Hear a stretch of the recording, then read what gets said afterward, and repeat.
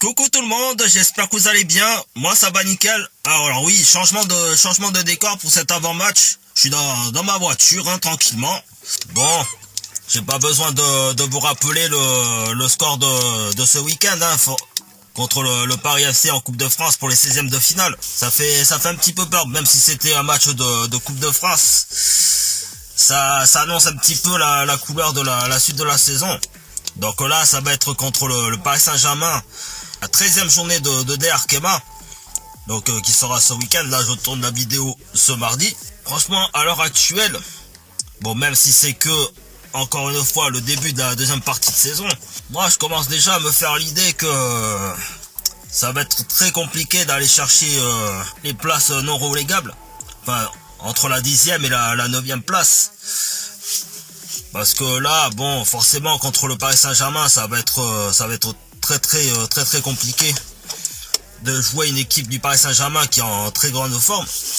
Donc, qui a gagné son premier match de 2024 face aux Lilloises sur le score de 6-0. Il va falloir s'attendre aux Bordelaises qu'elles subissent beaucoup pendant toute l'intégralité du match, finalement, parce que défensivement, je vais pas vous le cacher que c'est très fragile.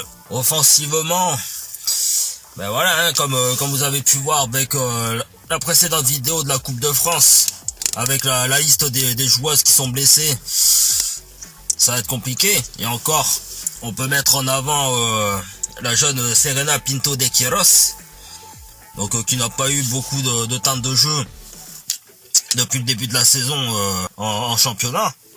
Elle en a eu justement avec la Coupe de France, mais elle s'est fait vite remplacer après l'heure de jeu, je crois. Je me rappelle plus le timer à ce moment-là, mais voilà. Mais franchement, voilà, je vais être honnête avec vous, les amis. Je trouve qu'il va falloir s'attendre à vivre les derniers moments en D1 féminine cette saison, même sur des équipes qui restent à la portée des Bordelaises, notamment là en avant Guingamp. Il y a Dijon aussi, il y a bon, les Stéphanoises, c'est un peu compliqué, mais je pense que le match au retour peut être un peu plus sympa, enfin un peu plus intéressant, en espérant gommer les erreurs qui ont été commises au match à domicile. Après, les Havraises, ça peut le faire aussi, même si elles ont tenu en échec les Bordelaises lors des phases allées, donc à domicile, hein, bien entendu. Et finalement, ce match contre le Paris Saint-Germain, alors certes, lors des phases allées, bon, elles se sont imposées sur le score de 3-0. Bon, ce qui n'est pas non plus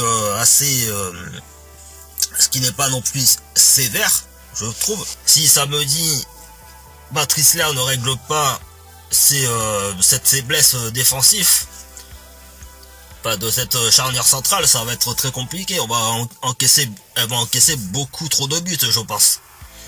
Même si voilà, je suis quand même plus rassuré de la présence de Justine Leron dans les cages, aux dépens de Maïté Mendy-Buru, que je...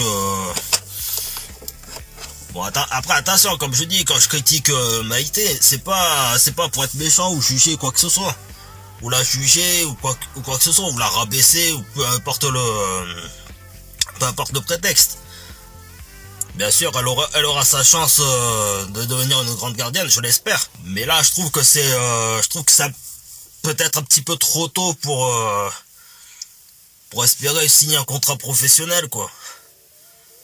Parce que comme je dis, elle a pas l'expérience. Elle a pas l'expérience de la D1 féminine.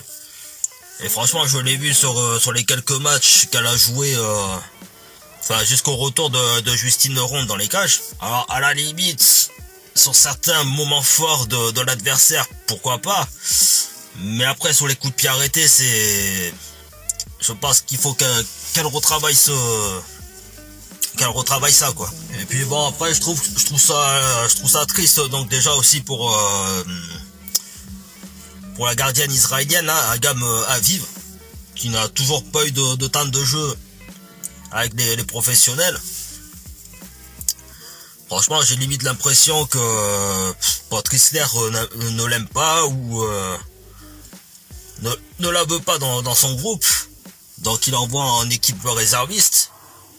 Et d'ailleurs, qui l'équipe réserviste font vraiment à sans faute depuis le début de la saison.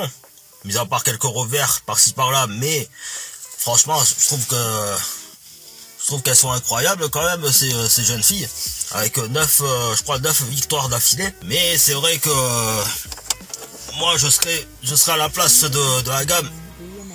Je résilierai mon contrat et je partirai, quoi. Librement peut-être.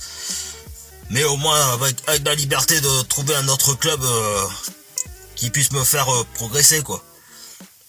Parce que là, jusqu'à la fin de la saison, je pense qu'elle n'aura même pas de temps de jeu de la part de Patrice Lair, qui préfère mettre Maïté Mendy Buru. Donc je trouve ça dommage. Je trouve ça dommage pour Agam. Après, c'est sûr que le projet actuel des Bordelaises ne s'y prête pas forcément à bien progresser. Mais au moins de tenter sa chance. De tenter sa chance dans le championnat français, quoi.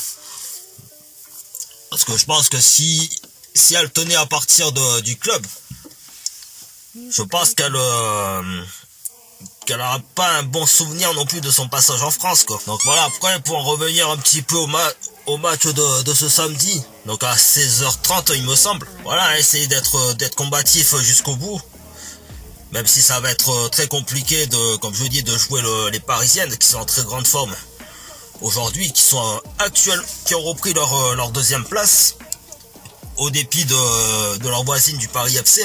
En même temps, elles avaient qu'à mieux jouer lors du derby parisien pour conforter leur deuxième place. Voilà, faut croiser les doigts pour essayer de grappiller le maximum de points sur les matchs qui sont abordables.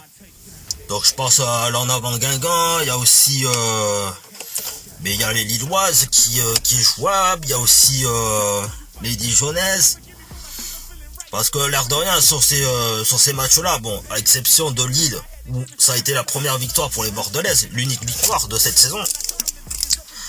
Mais encore sur les Dijonnaises et les Bretonnes, donc déjà les deux équipes qui sont non relégables, enfin qui sont au bord de la relégation, mais qui ont 3-4 points d'avance sur nous, sur Bordeaux. Voilà, ça s'est joué à quelques détails près, quoi.